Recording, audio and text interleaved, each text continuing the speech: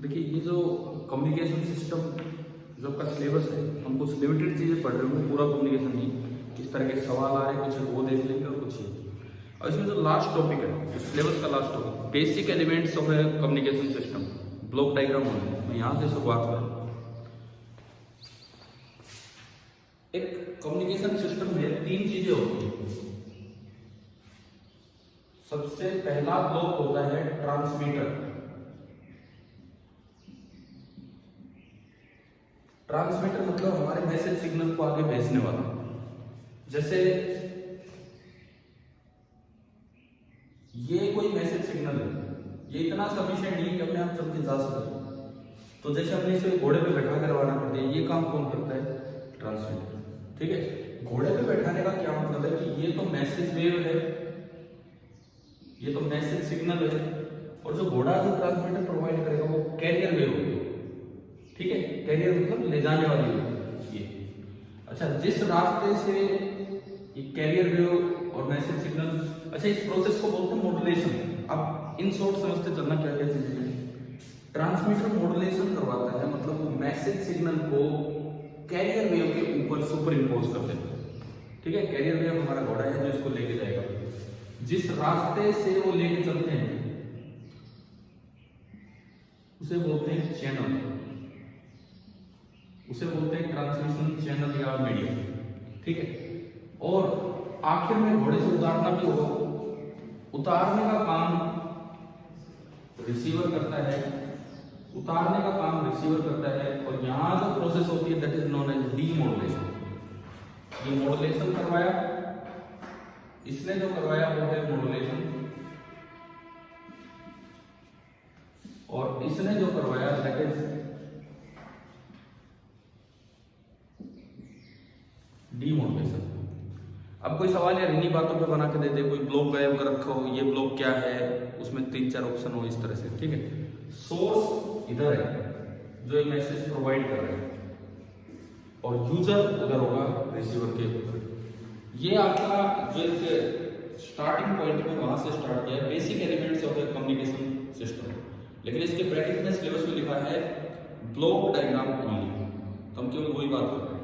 ठीक है, अब कुछ टर्म्स, छोटी छोटी टर्म्स यूज होती है, जैसे ट्रांसड्यूसर।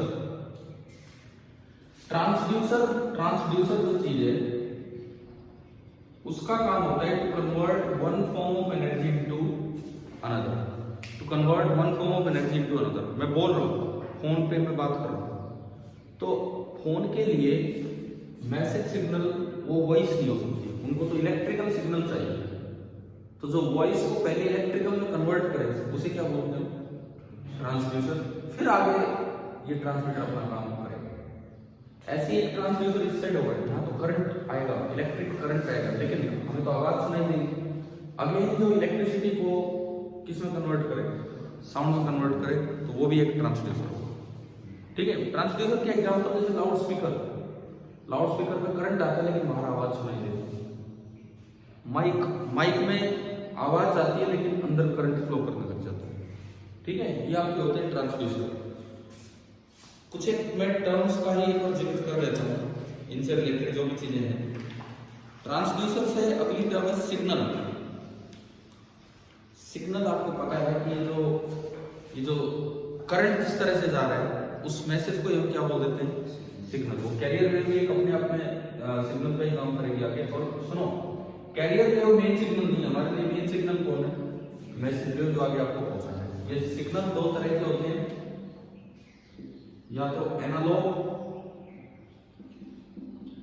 और या फिर डिजिटल होते हैं जिनमें बस लेवल चलते हैं, हाई लो इस तरह से। Analogue continuous variation. आपका साइनोसॉइडल वेव कैसा सिग्नल है? एनालॉग। और बाइनरी नंबर वाला डिजिटल, इसमें 0 या 1 चलते हैं। ठीक है, sinusoidal signal is the basic analogue signal, और कोई भी हो, रेक्टेंगुलर, ट्रायंगुलर, सब साइन और साइन के अलग अलग फ्रीक्वेंसीज को मिलाकर बनता है। तो जो बेसिक सिग्नल है वो आपका एनालॉग ही है, मतलब साइन वाला सिग्नल ही है। अच्छा, एक टर्म यूज होती है नॉइज। इसका क्या मतलब है? इसका यह मतलब है कि जब ये चैनल में से आपका सिग्नल जा रहा होगा तो कुछ और सिग्नल उसको डिस्टोर्ट करने की कोशिश करते हैं।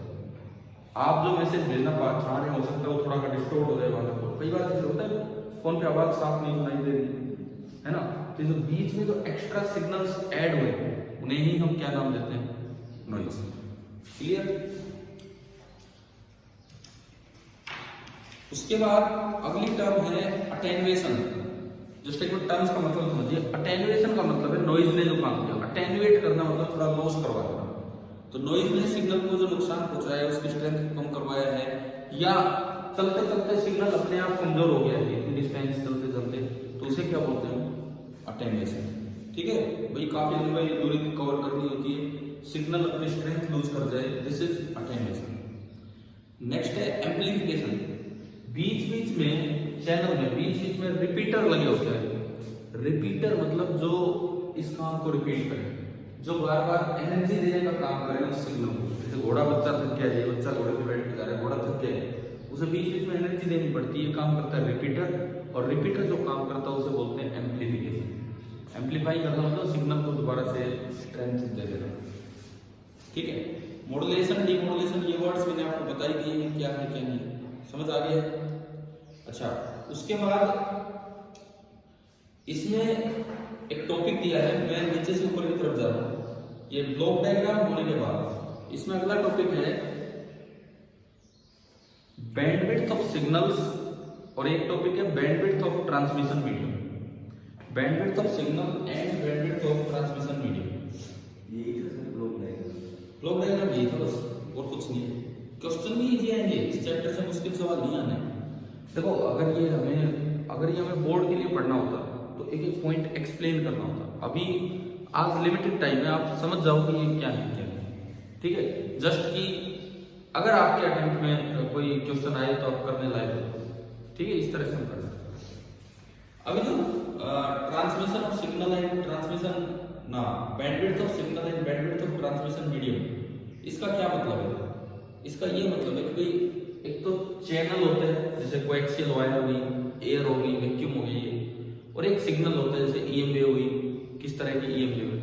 तो मान लो अब घोड़ा लेके जा रहे हो और आगे पूरा समुद्र है, समुद्र में मुझे घोड़ा लेके चलना चाहिए नहीं ना, तो मतलब वो जो आपकी कैरियर वेव है उसकी बैंडविड्थ मैच होनी चाहिए किससे, मीडियम की बैंडविड्थ से। ठीक है, इसमें कुछ चीजें याद करनी होती है, इसमें कुछ बैंडविड्थ याद करनी होती है। जैसे स्पीच सिग्नल जो हमारा होता है उसकी बैंडविड्थ होती है 300 हर्ट्ज से लेके 3100 हर्ट्ज, शायद मैं दिए भी हूं, भी कहीं तो 300 से 3100 2800 हर्ट्ज की उसकी बैंडविड्थ है।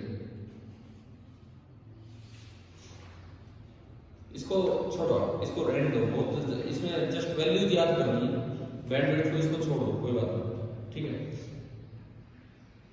हाँ ये चीज याद रखना कि कोई भी वेव हो, जैसे आपने एनसीईआरटी बुक में एक एग्जांपल दिया था कि एक रेक्टेंगुलर वेव जो है जिसकी फ्रीक्वेंसी अगर न्यू नॉट है, एक इस तरह की रेक्टेंगुलर वेव है जिसकी फ्रीक्वेंसी अगर न्यू नॉट है, ये एक एनालॉग सिग्नल है, डिजिटल नहीं है, कंटिन्यूअस एनालॉग सिग्नल है। ये यूं नहीं कि 0101 चल रहा है, ये कंटिन्यूअसली वेरी कर रहा है। ठीक है, ये यहाँ बिल्कुल ऐसे ना हो कि थोड़ा सा यूं जाता है, थोड़ा सा, बिल्कुल ऐसे ना हो कि थोड़ा सा जाता है, इस तरह से। ये कई साइनोसॉइडल सिग्नल्स को मिला के बनता है। अगर इसकी फ्रीक्वेंसी न्यू नॉट है तो आपको एक न्यू नॉट फ्रीक्वेंसी का साइन वेव लेनी होगी, 2 न्यू नॉट, 3 न्यू नॉट, चलते रहो up to n nu naught, जितनी ज्यादा आप ले सकें, और उन सबको सुपर इम्पोज करवा दें तो आपको क्या मिलेगा, रेक्टेंगुलर वेव। एक एग्जांपल याद रख लेना, बुक में दिया हुआ था एनसीईआरटी। ठीक है, और इन सभी में हाईएस्ट कंट्रीब्यूशन इसका है क्योंकि ये जो फ्रीक्वेंसी आई है वो भी कितनी है, न्यू नॉट। जितने अपर हार्मोनिक पे जाओगे, हार्मोनिक मतलब इंटीग्रल मल्टीपल, उतना ही कंट्रीब्यूशन कम हो जाएगा, और n टेंड्स टू इंफिनिटी हो जाए तो बिल्कुल सीधी रेक्टेंगुलर वेव हो जाती है। ठीक है, ये भी अपना याद रख लेना वहां से।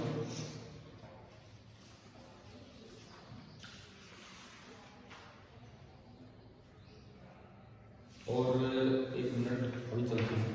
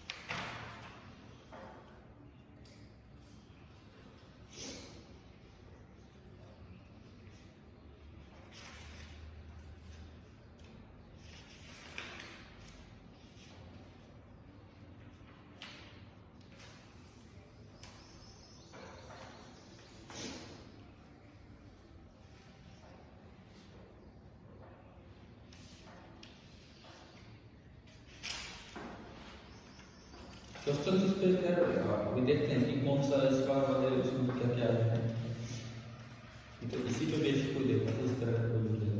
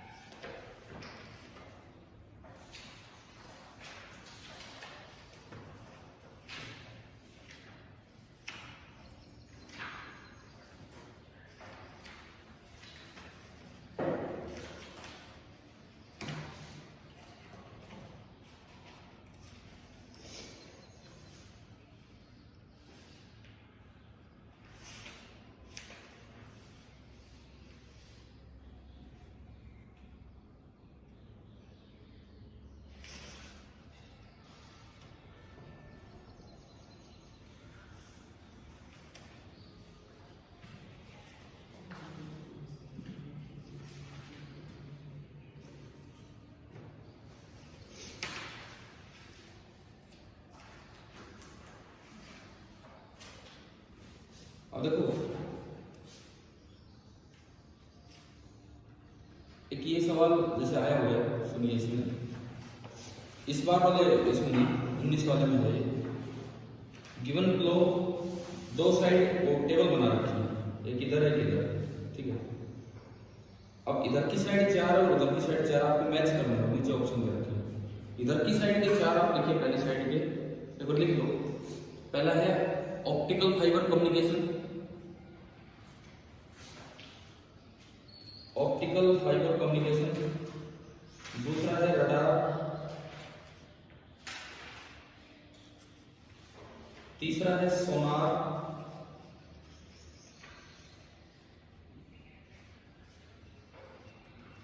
एंड चौथा आपको दिया है मोबाइल फोन। चौथा आपको दे रखा है मोबाइल फोन। और दूसरी साइड लिखे हैं पहला ऑप्शन अल्ट्रासाउंड, अल्ट्रासाउंड। दूसरा ऑप्शन इंफ्रारेड,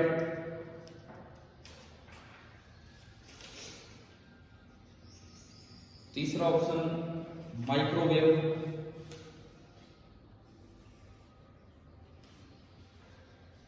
एंड चौथा ऑप्शन है रेडियो वेव।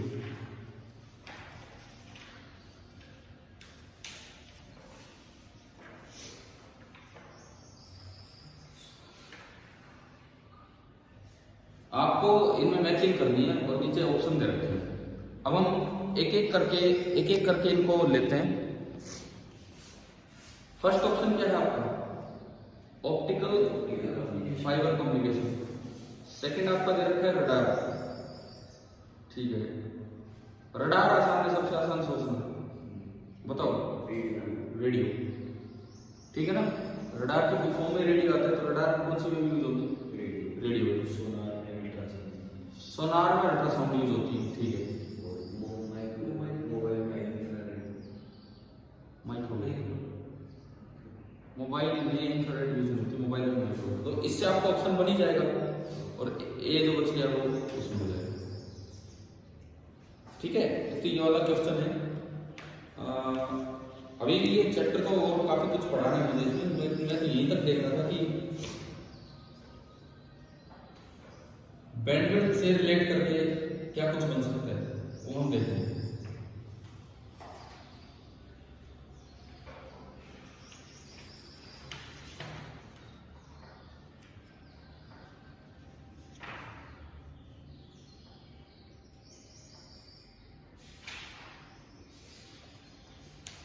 हाँ, एक और सवाल देखिए। द फिजिकल, लिखना है, सुन लो। The physical size of transmitter and receiver antenna. Receiver और ट्रांसमीटर दोनों साइड एंटीना लगे होते हैं। In a communication system are proportional to carrier frequency. में एक चीज बता दूं, कैरियर फ्रीक्वेंसी बहुत ज्यादा होती है, मैसेज फ्रीक्वेंसी बहुत कम होती है और कैरियर फ्रीक्वेंसी बहुत ही ज्यादा। तो ये कह रहे हैं कि इधर और इधर जो एंटीना लगे होते हैं उनकी जो लेंथ है, उनकी जो हाइट है, that is directly proportional to carrier frequency, inversely proportional to modulation frequency, inversely proportional to carrier frequency independent of both carrier and modulation frequency. तो मैं इसके बारे में कुछ आपको बताता हूँ। पहले नीड फॉर मॉड्यूलेशन जो होता है, मॉड्यूलेशन की जरूरत क्यों पड़ती है, उसमें ये बताया जाता है कि जो लेंथ ऑफ एंटीना होती है, length of antenna required that depends on the wavelength of carrier wave. Length of antenna required depends on the wavelength of carrier wave. अब लैम्डा होता है सी बाई न्यू, जो वेव लेके जा रही है उसके लैम्डा पे डिपेंड करेगा। तो कैरियर वेव की फ्रीक्वेंसी ज्यादा रखने का क्या कारण होता है कि अगर आप न्यू ज्यादा करेंगे तो लैम्डा कम होगा, लैम्डा कम होगा तो लेंथ ऑफ एंटीना रिक्वायर्ड भी कम होगा। L of antenna is directly proportional to lambda of carrier wave। Clear है? मैसेज वेव से उसका कोई लेना देना नहीं होता, ये लेंथ इस पे डिपेंड करती है। L मिनिमम होती है लैम्डा बाई 4, कम से कम इतना। ठीक है, तो यूं बताओ ये न्यू पे कैसे डिपेंड करती है?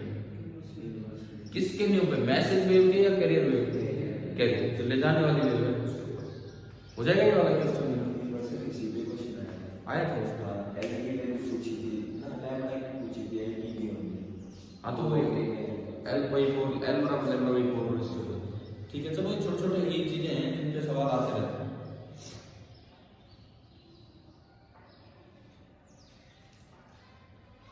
अच्छा एक ये सुनो, इस टाइप के क्वेश्चंस भी कॉमन है। एक कम्युनिकेशन सिस्टम है वो 800 नैनोमीटर पे चल रहा है, 800 नैनोमीटर पे। ठीक है, and only 1% of source frequency is available at signal bandwidth. उस 800 नैनोमीटर पे जो सिग्नल जा रहा है उसकी केवल 1% फ्रीक्वेंसी अवेलेबल है बैंडविड्थ के रूप में, उसका 1%। 800 नैनोमीटर पे सिग्नल ऑपरेट हो रहे हैं तो उससे उसकी फ्रीक्वेंसी आ जाएगी, उसका 1% पार्ट 1% ही अवेलेबल है। हाँ यहाँ पे अब ये कहते हैं the number of channels accommodated for transmitting TV signal of bandwidth 6 megahertz है। अब उसके अंदर 6 मेगाहर्ट्ज बैंडविड्थ के टीवी सिग्नल भेजने तो कितने अलाउड हैं, कितने पॉसिबल हैं? मैं इसमें एक चीज आपको सिखाऊं जो अक्सर यूज होती है। कभी भी नंबर ऑफ टीवी चैनल्स निकालने हैं, आप कैरियर की बैंडविड्थ दे दो, कैरियर की बैंडविड्थ कितनी और उन टीवी चैनल्स की कितनी रेंज दे रखी है। मान लो कैरियर की बैंडविड्थ है सपोज 20 मेगाहर्ट्ज और एक टीवी चैनल को चाहिए 2 मेगाहर्ट्ज, मतलब कितने टीवी चैनल इसमें आ गए? 10। कोई यहाँ सेट हो जाएगा, कोई इतनी फ्रीक्वेंसी पे सेट हो जाएगा, कोई इतनी अलग। समझ लो, एक बार ये सवाल कीजिए अटेम्प्ट इस तरह का।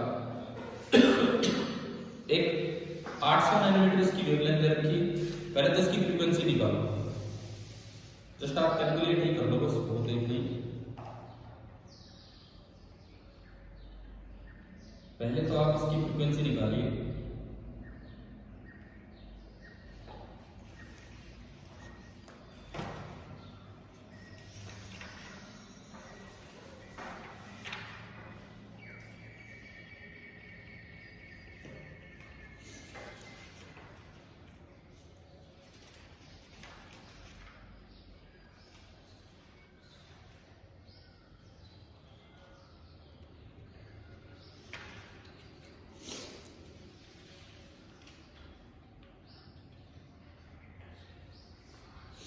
फ्रीक्वेंसी निकाल दी,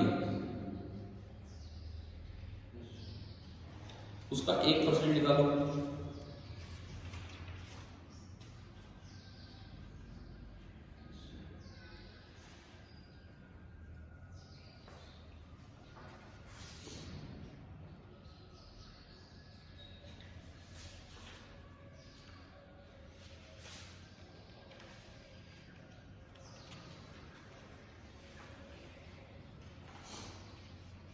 हाँ भाई 1% निकाल दिया उसका, कितना है बताओ? 3/8 × 10⁻13 हर्ट्ज। अब जो टीवी सिग्नल्स है ना उनकी बैंडविड्थ दे रखी है 6 मेगाहर्ट्ज। 6 मेगाहर्ट्ज है एक टीवी सिग्नल की बैंडविड्थ है 6 मेगाहर्ट्ज, मतलब ये समझ गए कि ये पूछा कितने टीवी चैनल एकोमोडेट हो सकते हैं इस सिग्नल के साथ।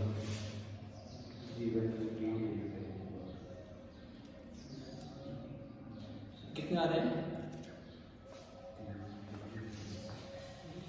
मैं ऑप्शंस लिख देता हूँ ना आपके लिए। पहला ऑप्शन है 3.75 इंटू 10⁶, दूसरा है 4.87 इंटू 10⁵, तीसरा है 3.86 इंटू 10⁶ और चौथा है 6.25 इंटू 10⁵।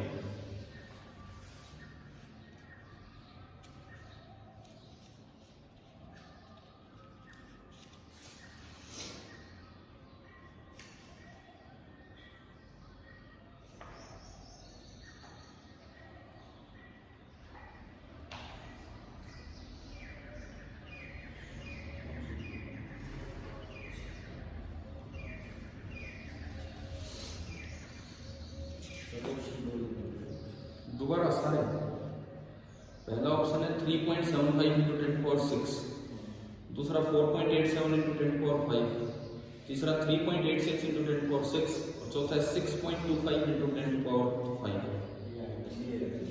आखिरी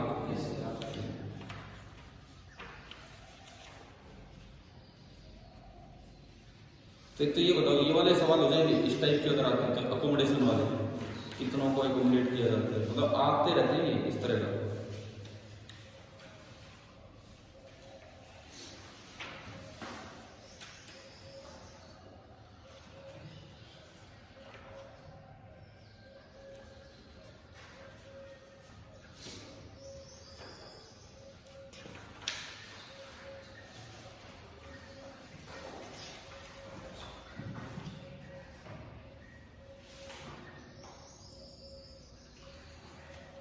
और कहीं किसी सिग्नल के बैंडविड्थ की अगर वैसे जरूरत पड़े, अभी तो उस पर कोई सवाल आ भी रखा होगा, मुझे पता नहीं मिल नहीं रहा है, तो ये ध्यान रखना, कोई सिग्नल आपको दिखा रखा है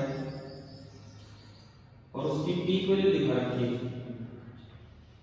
पीक वैल्यू यहाँ, तो बैंडविड्थ ये फ्रीक्वेंसी रेंज कहां से कहां तक होती है, जो पीक वैल्यू है आप उसका 1/√2 टाइम्स करो, जो भी इसका पीक वैल्यू है, एम्पलीट्यूड मैक्सिमम जो है उसकी 1/√2 टाइम्स, 1/√2 होता है 0.7 टाइम्स, 0.7 टाइम्स जहां इसको दो जगह कट करेगा, तो सर ये पार्ट होता है इसका बैंडविड्थ।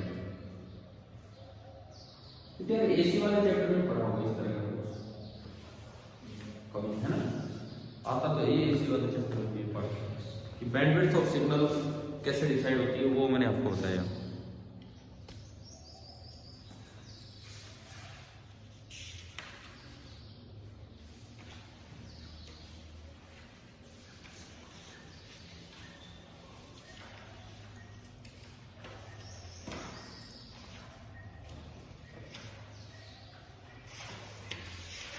अब जो आपका जो सिलेबस का अगला पार्ट है वो है need for modulation. Need for modulation कोई क्या जरूरत पड़ी और क्यों मॉड्यूलेशन किया, उस पर भी तो सवाल आ रहे हैं, जैसा बता रहा हूँ एंटीना के।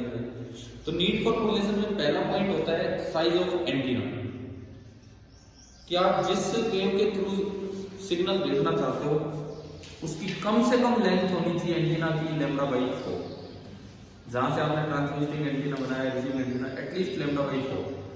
अगर आप कैरियर फ्रीक्वेंसी हाई नहीं रखेंगे, कैरियर फ्रीक्वेंसी अगर लो होगी तो लैम्डा हाई होगा, और लैम्डा हाई होगा तो λ/4 भी हाई हो जाएगा, तो इतने बड़े बड़े एंटीना, किलोमीटर के एंटीना वो लगाने पॉसिबल नहीं हो पाएंगे। एक तो ये, दूसरा जो पावर एंटीना रेडिएट करता है वो ज्यादा होनी चाहिए, तभी सिग्नल अच्छे से पहुंचेगा।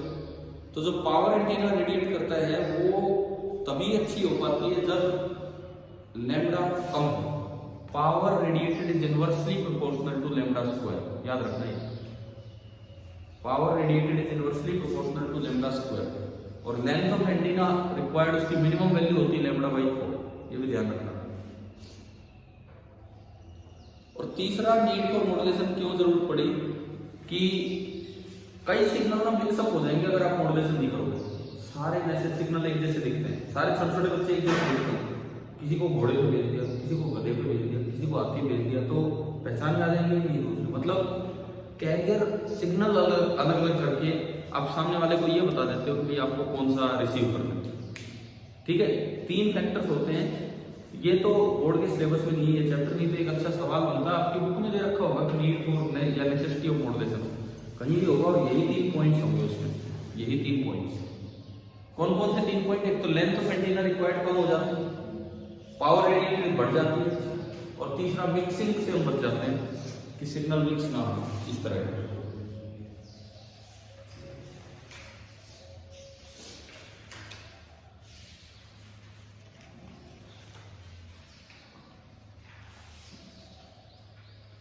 अब देखो एक जो, अब थोड़ा सा इक्वेशंस की तरफ चलते हैं।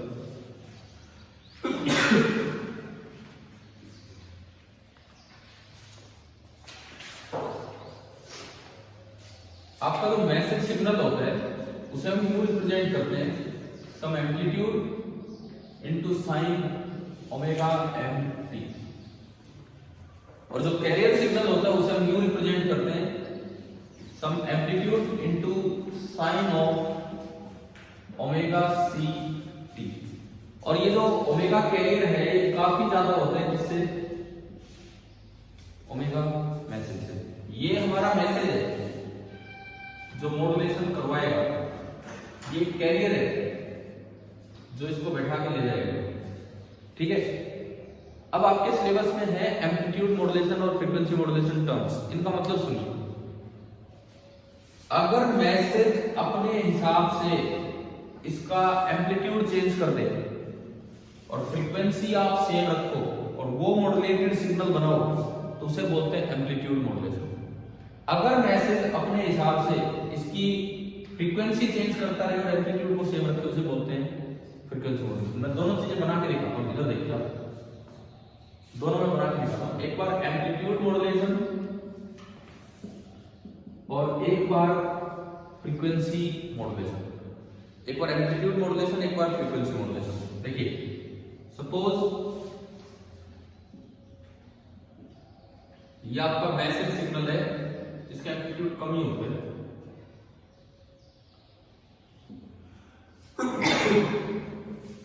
इसका टाइम पीरियड ज्यादा है क्योंकि जो इसकी फ्रीक्वेंसी है वो कम है, और इसका एम्पलीट्यूड यहां है ए है, और ये है आपका माइनस ए। इस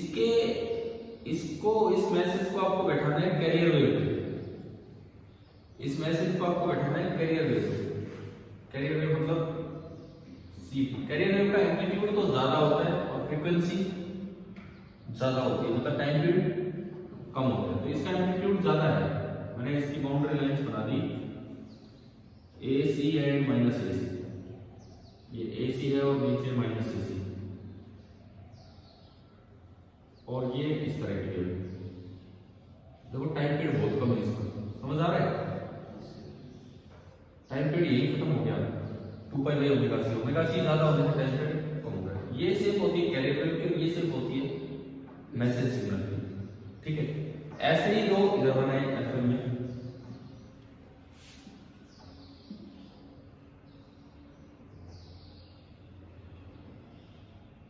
इस तरह से। ये तो मैसेज सिग्नल है और ये इसके नीचे आप बना दे कैरियर सिग्नल, उसी तरह का बन गया। ठीक है, अब देखो एम्पलीट्यूड मॉड्यूलेशन का क्या मतलब है? आप कैरियर वेव की फ्रीक्वेंसी चेंज नहीं करेंगे, ओनली क्या चेंज करेंगे? एम्पलीट्यूड। कुछ इस तरह से आप सुपर इंपोज करवाओगे, कुछ इस तरह से आप सुपर इंपोज करवाओगे कि टाइम पीरियड इसका वही रहे, फ्रीक्वेंसी चेंज ना हो, लेकिन एम्पलीट्यूड जो है ना वो कभी ज्यादा हो, ये ज्यादा हो रहा है ना तो ये ज्यादा हो जाए, फिर उतना ही हो जाए 0 पे, और फिर एम्पलीट्यूड कम हो जाए उसके अकॉर्डिंग। इसके अकॉर्डिंग इसका एम्पलीट्यूड चलता है। जैसा टॉप एम्पलीट्यूड बनता है उसका नेगेटिव बनता है बॉटम एंगल, और कैरियर वेव उतने ही टाइम पीरियड के साथ इसमें आ जाए, उतने ही टाइम पीरियड के साथ, टाइम पीरियड चेंज ना हो। अब आप बताओ क्या जो ऊपर कैरियर वेव बनी है और जो ये कैरियर वेव बनी है, क्या टाइम पीरियड में फर्क दिख रहा है? नहीं। किस चीज में फर्क दिख रहा है? कहीं तो इसका एम्पलीट्यूड ज्यादा हो रहा है, कहीं इसका एम्पलीट्यूड नॉर्मल से भी कम हो रहा है। ठीक है, तो ये एम्पलीट्यूड मॉड्यूलेशन है। रिसीवर इसका एम्पलीट्यूड देख के अपना मैसेज सिग्नल उतार देगा। फ्रीक्वेंसी मॉड्यूलेशन में क्या होगा, एम्पलीट्यूड चेंज नहीं होगा। फ्रीक्वेंसी मॉड्यूलेशन में क्या होगा, एम्पलीट्यूड चेंज नहीं होगा।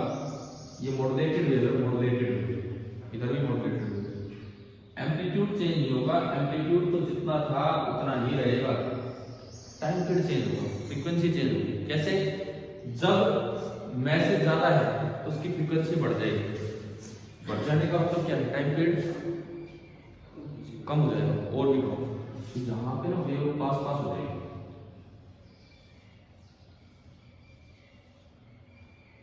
जब ये कम होगा तो यहाँ वेव पास होगी, फिर नॉर्मल होगी, फिर वेव दूर होगी। समझ गए क्या?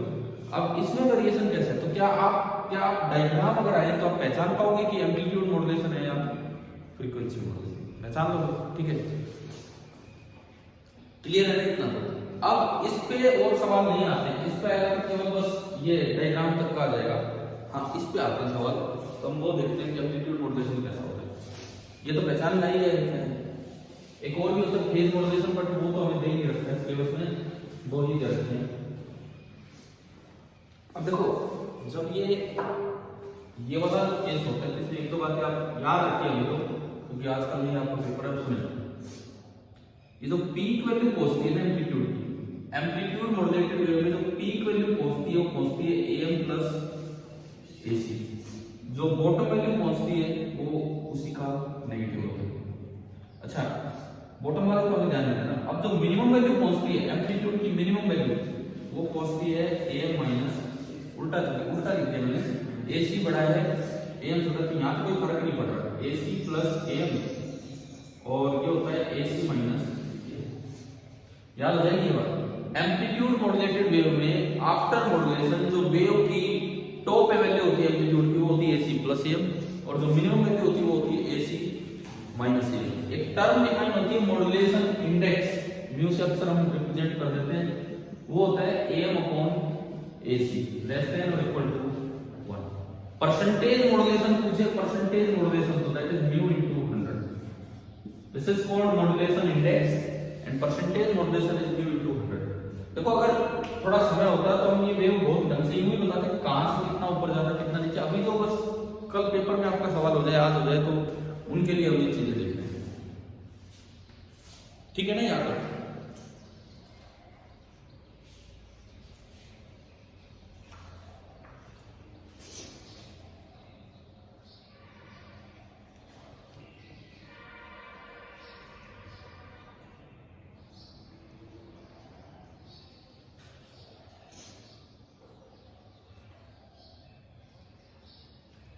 अच्छा, बात करें इसकी इक्वेशन की। अब मैं AM की तरफ जा रहा हूं, इसकी इक्वेशन सुने कैसे लिखी जाती है, सुनिए। AM की इक्वेशन, क्या इसकी फ्रीक्वेंसी वही है जो कैरियर वेव की? तो अंदर तो क्या आएगा, साइन ओमेगा c। क्या इसका एम्पलीट्यूड कांस्टेंट है? नहीं है ना, तो एम्पलीट्यूड वेरिएबल होगा। एम्पलीट्यूड वेरिएबल होगा कितना होगा, सुनो, जो भी कैरियर का एम्पलीट्यूड है ना उस पे पूरी मैसेज वेव बैठा हुआ है। कैरियर के एम्पलीट्यूड पे पूरे मैसेज वेव बैठा हुआ उसका एम्पलीट्यूड। देखो, इसकी मैक्सिमम वैल्यू कितनी है, 1, तो इसकी AM, इनकी मैक्सिमम होगी AC प्लस AM। इसकी मिनिमम वैल्यू -1, तो minimum amplitude AC minus AM। तो यहाँ जो एम्पलीट्यूड बनता है वो होता है कैरियर का एम्पलीट्यूड और मैसेज की पूरी वेव। समझ रहे हो, ये ओमेगा m है। This is the amplitude of amplitude modulated wave, जिसके आगे कैरियर वेव ही लेके जा रही है। ये इक्वेशन होती है, ये इक्वेशन होती है इसकी।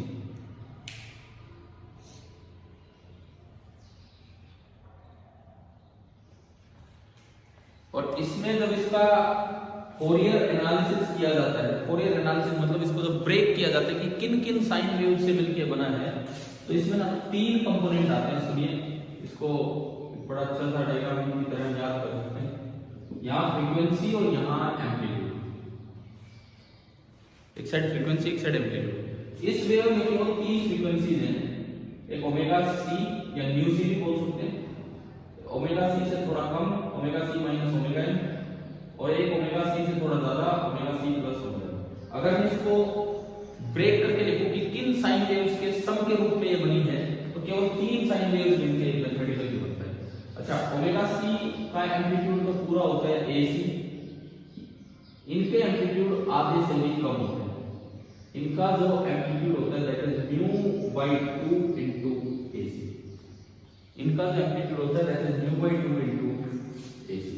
ये जो एम्पलीट्यूड मॉड्यूलेटेड वेव है इसमें ये इसका फ्रीक्वेंसी स्पेक्ट्रम है।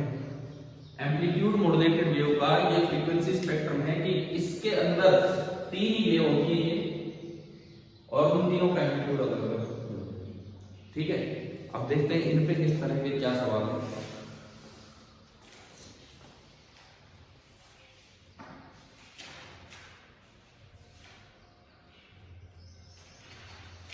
देखो एक क्वेश्चन दिया है, an EM wave is given by, एक एम वेव की आपको इक्वेशन दे रखी है, उसके अंदर इक्वेशन छोड़ो, उसके अंदर 2 फ्रीक्वेंसी है, एक बाहर है और एक अंदर है, मतलब एक यहाँ है और एक यहाँ है। यहाँ जो बाहर वाली तो फ्रीक्वेंसी दे रखी है that is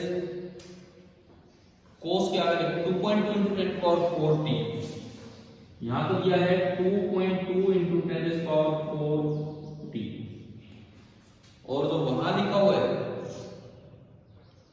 5.5 into 10 power 5 t, यहाँ को दिया है 5.5 into 10 power 5 t। इस फॉर्म में कोई इक्वेशन दे रखी है आपको, ठीक है। तो पूछा है the side band frequencies in kilohertz are, side band कौन से हैं, एक ये और एक ये, इनकी फ्रीक्वेंसी आपको बतानी है इन किलोहर्ट्ज। ओमेगा नहीं, 2 पाई से डिवाइड करते हो, बोलेंगे पाई ले लो, पाई छोटे करो करो। ये मैंने जो काम की वैल्यू है वो आपको दे दी। अब आपको म्यू सी माइनस म्यू और म्यू सी प्लस म्यू निकालना है इन किलोहर्ट्ज, और पाई लेना पाई छोटे 7।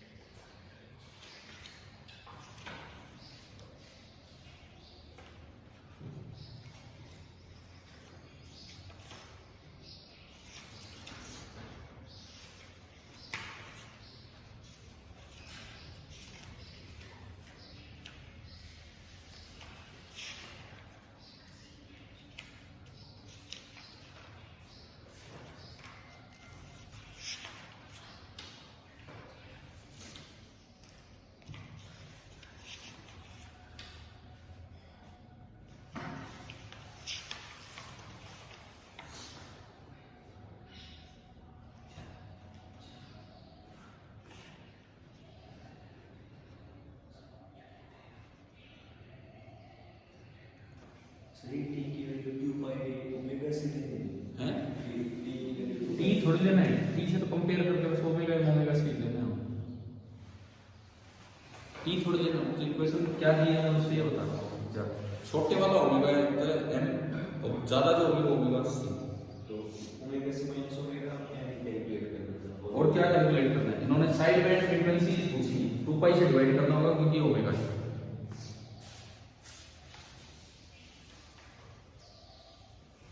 इसका आंसर है 89.25 एंड 85.75। आप देखो आ रहा है 89.25 किलोहर्ट्ज, ज्यादा वाली तो है 89.25 किलोहर्ट्ज, कम वाली है 85.75 किलोहर्ट्ज।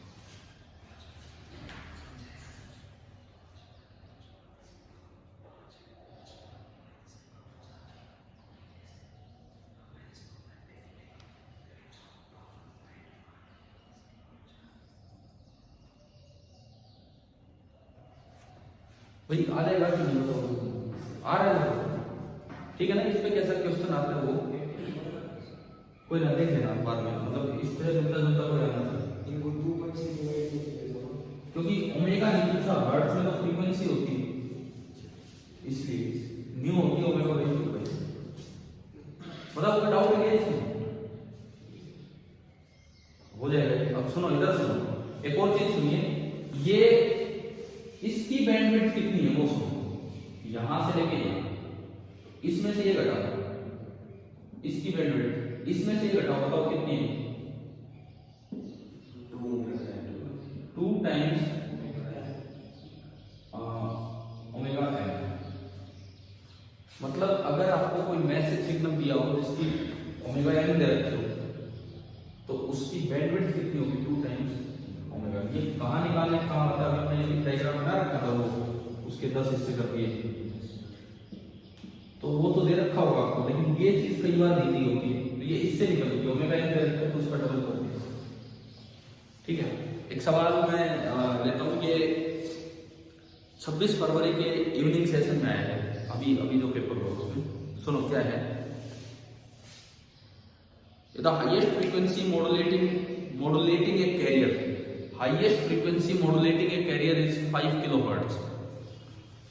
मतलब ज्यादा से ज्यादा फ्रीक्वेंसी जो कैरियर को मॉडुलेट कर रही है, कैरियर को मॉडुलेट करने वाली वेव होती है मैसेज वेव, ठीक है, वो दे रखी है 5 किलोहर्ट्ज।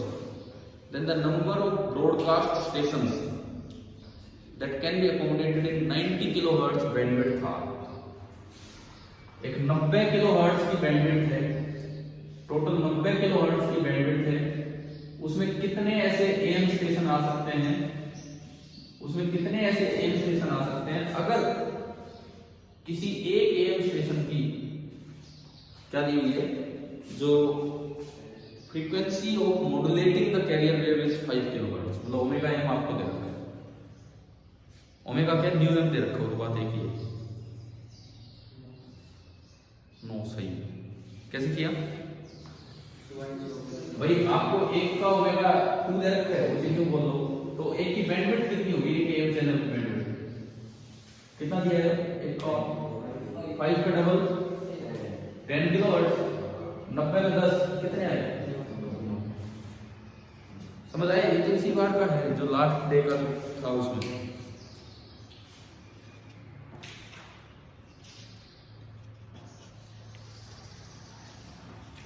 अच्छा, मैं इसके बस एक आखिरी कॉन्सेप्ट में चलता हूँ फिनिश करने के हिसाब से। देखिए जो लास्ट टॉपिक जो आपका मैंने जस्ट एक बार देखो जो क्वेश्चंस आ रखे हैं जिस तरह के हुए हैं वही सब कवर किए। जो एक टॉपिक इसमें लास्ट बचा है जो स्टार्टिंग टॉपिक है, propagation of EM wave in atmosphere, और जिसके अंदर हमें पढ़ना है sky and space wave propagation. देखो 3 तरह के प्रोपेगेशन होते हैं। ईएम वेव जनरेट कर दी एंटीना में, एक होता है ग्राउंड वेव प्रोपेगेशन या सरफेस वेव, वो क्या होता है? ईएम वेव धरती पे लिपट के चलती है, वो ग्राउंड वेव, वो नहीं करना। स्काई वेव क्या होती है? ऊपर कहीं आइनोस्फीयर है, एटमॉस्फेयर में जाएगी, आइनोस्फीयर से रिफ्लेक्ट होकर आएगी, that is called sky wave propagation. Space wave propagation होता है लाइन ऑफ साइट कम्युनिकेशन।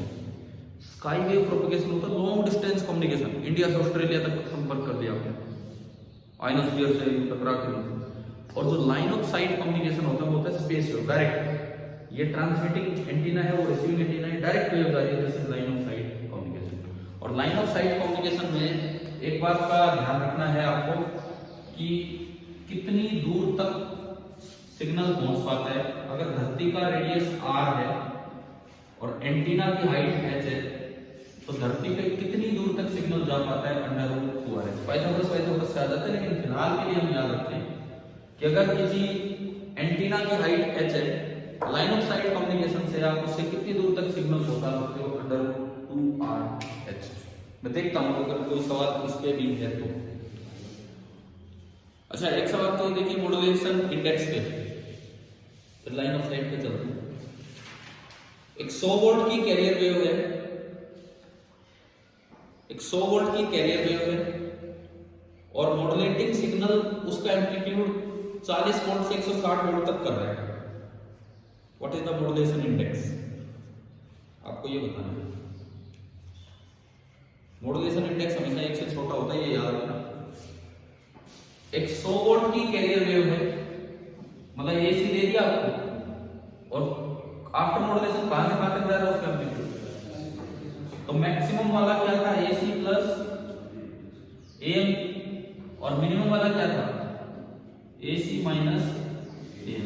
यहां से मुझे म्यू निकालना है, म्यू कितना होता है, एम अपॉन एसी, हमेशा होता है इसमें दोनों। यार इनको सोल्व करके एम अपॉन एसी बताओ, बता दो बता दो। ऑप्शन है 0.6, 0.5, 0.3, 0.4। ठीक,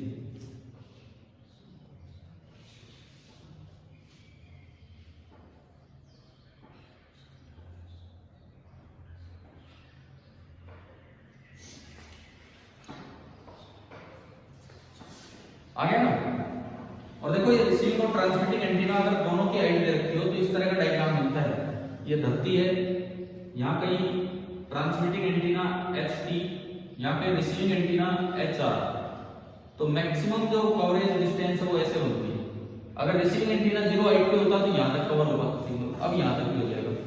ये दूरी तो इधर से कितनी होगी, √2RHT, और ये दूरी कितनी होगी, √2R HR। ठीक है, ये आप डिस्टेंस ऑफ कवरेज होती है, कहां तक जा सकता है। लगभग चांसेस है कि ऑलमोस्ट इन चीजों से आपका सवाल हो ही जाए जितनी हमने चीजें पढ़ी है। ठीक है, नहीं तो और कभी फिर हमसे आराम से पढ़ लेंगे इस चैप्टर। जैसे एक आखिरी सवाल में लेते हैं, इसका लाइन ऑफ साइट कम्युनिकेशन। ये दिया है ट्रांसमिटिंग और रिसीविंग एंटीना के बीच की दूरी है 50 kilometre. In line of site communication transmitting और रिसीविंग एंटीना के बीच की दूरी है 50 kilometre. Height of receiving antenna है 70 मीटर, तो हाइट ऑफ ट्रांसमिटिंग एंटीना कितनी है।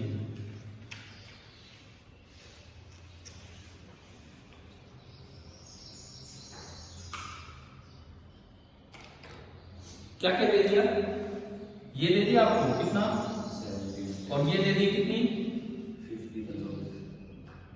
50 किलोमीटर। तो ये पूछा है क्या हो जाएगा, कर लो बेटा। आंसर इसका है 32 मीटर। अपना देख लेना, आंसर इस पार्ट का है 32 मीटर।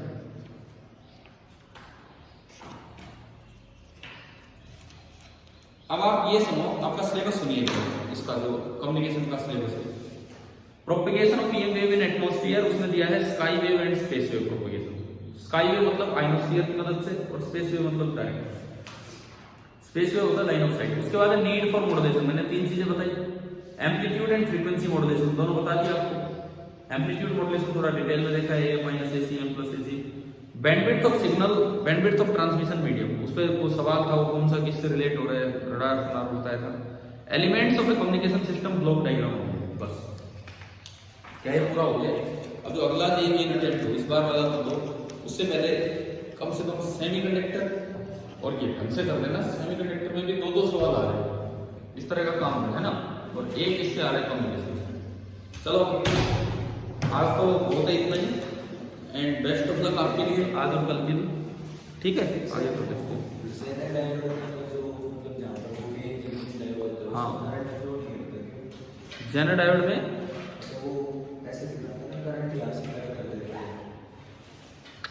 ऐसे कैसे दिखाते हैं पता नहीं, आप या तो पूछना ढंग से क्या है ना, जब सेमीकंडक्टर पढ़े था।